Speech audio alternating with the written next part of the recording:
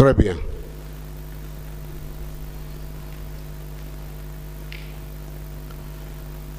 Alors, Kebro, qu'aurait dit-il faire ce jour face à cette menace d'insubordonnés qui, dans l'exécution de ce qu'il voulait faire, devait coûter la vie à des innocentes personnes venues avant même cet événement?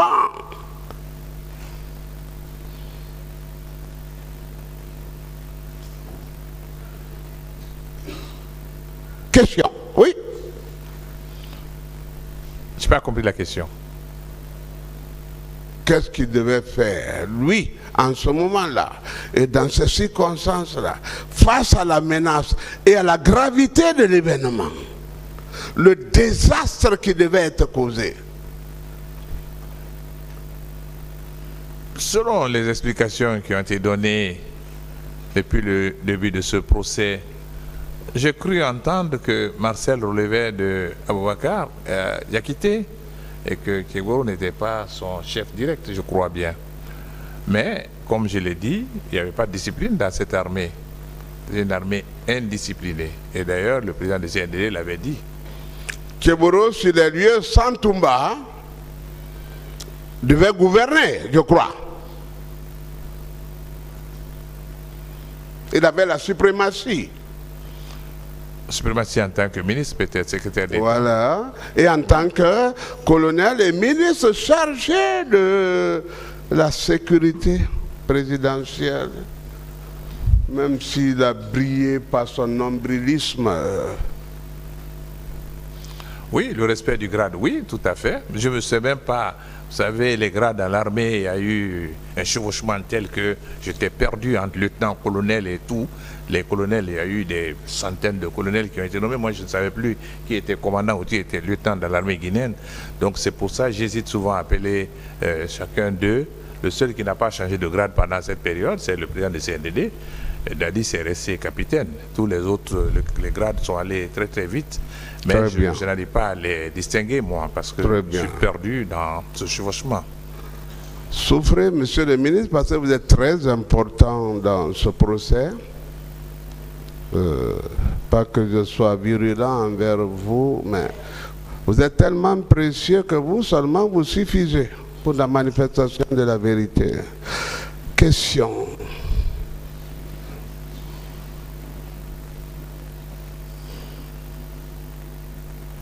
Le stade du 28 septembre, vous l'avez décrit. Le confrère qui vous a appelé n'était pas encore né. Vous avez dit que sa capacité, c'était tout le Grand Conakry qui était invité chaque fois qu'il y avait des cérémonies, c'est ça? C'est correct. Ouais. Absolument. Ouais. Et les MIG de Kamandiabi et autres nous surplombaient même à 15 cm au-dessus du stade, hein, je crois. Absolument. Ouais. Il y avait de l'expertise. Oui. Ouais. Ça veut dire que c'est une infime partie, c'est-à-dire des militants de partis d'opposition qui devaient simplement s'y rendre. C'est ça? Oui, tout à fait. Nous savions que nos militants auraient été... Le stade était suffisant pour nos militants, nous le savions. Il y a eu beaucoup de manifestations au temps où le PDG était tout puissant ici, où tout le monde était PDG. Le PDG remplissait le stade avec les militants, les étudiants et tout le monde. Et tout Conakry se retrouvait à l'intérieur. On a vu quand le PIP était là, le PIP a fait des meetings monstres à l'intérieur là-bas. Et nous savions aussi que nous aurions pu amener beaucoup de monde à l'intérieur du stade. Et c'est d'ailleurs parce que les tirs ont commencé trop tôt. Sinon, on aurait rempli le stade jusque dans les stades annexes. Ouais. Donc, on n'avait aucun souci. D'abord, vous étiez allé à main nue. Et M. Baouri même a empêché un garde de ramasser une arme. Oui, moi je n'ai pas Mais vu. pour l'accomplissement d'un droit constitutionnel, c'est ça? Oui, nous, j'ai pas vu de gens armés. Il n'y avait pas de bâton, il n'y avait rien, il n'y avait pas de cailloux. Les gens étaient, tout le monde avait les mains nues. Et je suis sûr que s'ils avaient des armes, ils allaient se défendre. Et la thèse qui dit que les gens ont saccagé le commissariat, je pense que dans vos dossiers, vous avez des rapports d'un commissaire de police qui a dit que c'est l'infiltration qui allait attaquer le commissariat. Parce que nous, les consignes à nos militants étaient très strictes. On n'avait aucun avantage, aucun intérêt à créer le trouble. Nous avions intérêt à avoir un monde auquel on voulait s'adresser pacifiquement. Donc ceux qui ont attaqué les commissariats, nous n'en portons pas la responsabilité. Ça, ce sont des infiltrations qui ont permis pour nous faire porter cette responsabilité. Les rapports l'indiquent dans le rapport qui vous a été soumis. Merci. Encore une fois, excusez-moi de vous interroger, parce que là... Allez-y, maître. Vous savez, j'ai renoncé à un important rendez-vous médical pour mon genou pour venir assister, comme m'a dit quand j'étais programmé, j'ai dit je vais venir. Donc j'ai tout le temps avec vous.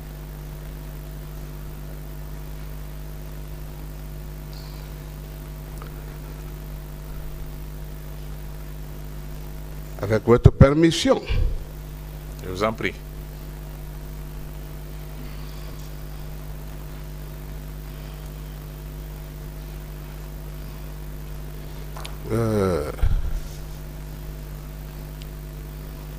Vos militants, ils en ont souffert. Pardon? Vos militants, Oui. ils en ont souffert. Oui, du massacre du 28 septembre. Oui. Nous avons dénombré au sein de mon parti plusieurs femmes qui ont été touchées, beaucoup même. Parce que, comme non, je ne vous demande pas de me donner leur nom parce que c'est pas bon. Je ne donnerai pas. Je respecte leur désir, leur décision et je le respecte vraiment. Et ce n'est pas seulement dans mon parti. Si l'UFDG a aligné la liste des personnes, des femmes qui ont été martyrisées ce jour-là, je crois que la liste sera encore plus grande. Mais nous respectons l'intimité de ces dames, nous respectons ce qu'elles ont dit. Mais nous savons qu'il y a eu beaucoup de dommages ce jour-là. Et je crois que vous... On ne saura jamais, c'est difficile. Je crois que vous continuez même le suivi de certaines, hein? Absolument, absolument, absolument. Nous avons essayé d'aider le maximum. Nous avons essayé d'aider le maximum. Vous tenez qui pour responsable? Le tribunal a écouté tout le monde. Je laisse le tribunal. Je ne voudrais vraiment pas parler à la place du tribunal. Le tribunal, je fais confiance à la sagesse de ce tribunal. Et ce procès-là est un procès emblématique. Oui. Et donc, je suis convaincu que pour la première fois qu'il y a un procès public et contradictoire pour un crime de masse en Guinée, que ce procès va déboucher sur des conclusions qui seront aussi, comme je l'ai dit ce matin, qui feront jurisprudence en Guinée et en Afrique. Je fais confiance à la justice. Moi, je ne voudrais pas me prononcer sur les responsabilités. Ah là, toute ma satisfaction, ma gratitude, et ça confirme ce que j'ai toujours dit de ce tribunal. Il faut le soutenir. C'est la preuve même que la Guinée peut abriter les pays africains. Mais surtout les magistrats que voici peuvent abriter des procès de cette envergure. Ils le font. Et d'ailleurs, avec tellement de professionnalisme que nous n'avons rien à envier à l'étranger. Je crois que vous êtes un témoin de l'histoire à l'international, n'est-ce pas? Oui, je l'ai dit ce matin. Je crois que une de mes satisfactions, c'est de me trouver devant une juridiction nationale guinéenne, sur le sol guinéen, qui juge un crime qui relève de la compétence de la CPI. Et comme vous le savez, aujourd'hui, l'Afrique ne veut, la plupart des pays africains, même au niveau des réunions de l'Union africaine, la CPI est remise en cause. Moi qui ai participé à la création par le statut de Rome, je sais que le statut est parfait. Moi, je le sais. Mais la manière dont il a été utilisé, je crois que là, il y a problème. Mais savoir qu'un pays comme la Guinée a pu organiser un tel procès par le principe de la complémentarité, cela devrait servir d'exemple pour les pays africains. Pour que ce bon procès, qu'on le mène à son terme, vous avez une très grande responsabilité Et c'est la raison pour laquelle j'ai dit que ça fera jurisprudence et ça servira d'exemple pour beaucoup de pays africains pour savoir que les crimes de gravité extrême ces crimes-là sont commis généralement en Afrique. Parce que encore, les conflits, c'est encore sur notre continent, malheureusement. Et quand vous voyez même la composition aujourd'hui des Nations Unies, le Conseil de sécurité, près de 80% du travail des Nations Unies s'est consacré à l'Afrique, les conflits. Et c'est au cours de ces conflits qu'il y a ces crimes, les crimes les plus odieux. Mais savoir que les Africains peuvent le faire, vous êtes en train d'administrer l'exemple. Et je vous encourage à continuer sur cette voie. On aurait même pu vous arrêter dès que la première confirmation donnée, mais on aimerait tellement vous entendre parce que, sincèrement, hein, c'est un bréviaire du savoir.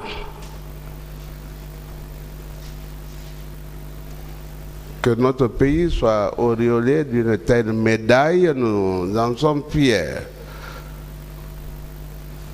Revenons au bercail. Vous ne nous avez pas dit quelque chose. Vous avez été à la clinique Pasteur? Oui, nous étions à la clinique Pasteur. Vos téléphones, comment ils ont été administrés? Nous sommes rentrés, on s'est débrouillé pour avoir des téléphones. Et les gendarmes qui étaient là, à un moment, nous ont dit qu'on n'a pas le droit de téléphoner. Et quand ils se sont rendus compte qu'on a passé des coups de fil, ils sont venus pour essayer de voir s'ils ramassaient les fautes de téléphone. Mais on avait parmi nous des gens assez astucieux qui ont trouvé des moyens d'avoir de petits téléphones et on a pu continuer à communiquer avec l'extérieur. Mais c'était contre l'avis des gendarmes qui nous gardaient. Mais on a pu le faire secrètement. Oui. Il vous était refusé de communiquer? Oui, absolument. Oui, c'est vrai. C'était formel? Oui, ils nous l'ont dit, qu'on n'a pas le droit de communiquer. Et quand ils se sont rendus compte qu'on avait communiqué, ils sont venus pour essayer de voir comment... Et ça, c'était le fait de qui? Pas des gendarmes, ils sont des receveurs d'ordre. Bon, c'est des gendarmes qui nous gardaient. Moi, c'est tout ce que je sais. C'est des gendarmes qui nous gardaient. Oui. Nous étions gardés. Je ne sais pas qui les a placés là-bas. Celui qui les a placés là-bas. Écoutez, cessez d'être diplomate. Hein? Ne discutez pas sa réponse, maître. Posez notre question, s'il vous plaît. Laissez-le, je vais le caresser. Maître, je dis au cours de ce que j'ai vu. Allez-y, maître.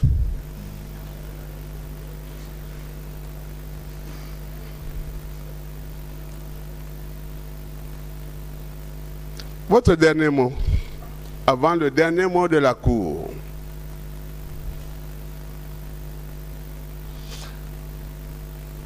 Pardon, du tribunal. Bien, j'ai exprimé aujourd'hui la grande satisfaction que j'éprouve à venir donner ma contribution aux travaux de ce procès emblématique qui est une grande première dans notre pays. Je suis très heureux d'être devant ce tribunal. Je l'ai souhaité pendant des années parce que j'ai été mêlé à cette histoire et je voulais que justice soit rendue. Et mon dernier mot, c'est de faire en sorte que, comme je l'ai dit le matin, que les décisions qui sortiront des travaux de ce procès ne servent pas seulement à condamner des personnes, mais puissent nous aider à regarder l'avenir autrement. C'est-à-dire que les compatriotes doivent apprendre à régler leurs problèmes par le dialogue et la justice et non par la force et la répression. J'ai consacré une bonne partie de ma carrière à cela dans beaucoup de pays africains. C'est le message que j'ai toujours donné en Guinée, d'éviter justement la violence et d'accepter de dialoguer. C'est uniquement par ce biais qu'on peut trouver des solutions. C'est mon dernier mot et je le dis depuis ce matin. Et j'y crois fermement. Et quelle que soit la valeur du présent faite à un homme, il n'y a qu'un mot pour témoigner la reconnaissance inspirée par la libéralité. Et ce mot, c'est merci, Excellence. Merci, Monsieur le Premier ministre. Merci, le représentant de Ban Ki-moon. Merci et merci. Merci beaucoup. Je vous remercie. On va se limiter là aujourd'hui. Donc cette affaire est renvoyée au 29 mars 2023 pour la suite des débats. Merci. L'audience est levée. Merci. Bob national. J'ai dit le bam-bam national. C'était bien. Ouais.